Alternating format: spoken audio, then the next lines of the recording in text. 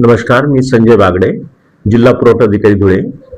जागतिक युद्ध परिस्थितीच्या पार्श्वभूमीवर धुळे जिल्ह्यामध्ये ग्राहकांना घरगुती गॅसचा सिलेंडरचा जो काही पुरवठा आहे तो नियमित होण्याच्या दृष्टीने जिल्हा प्रशासनाने पावले उचललेली आहेत.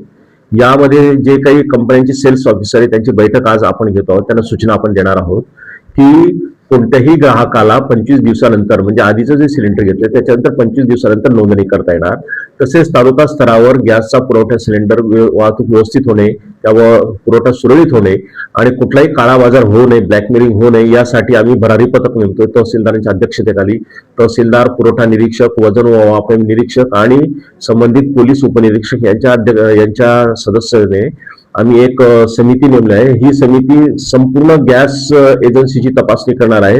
त्यांच्याकडे असलेला शिल्लक साठा आणि त्यांनी वितरित केलेला साठा आणि उरलेला साठा याचा ते मेळ घेतील आणि कुठल्याही प्रकारे एकही सिलेंडर काळ्या बाजारामध्ये विकलं जाणार नाही किंवा तसं प्रयत्न गॅस एजन्सीकडून किंवा कोणत्या दलालांकडून होणार नाही याच्या आम्ही प्रयत्नशील आहोत.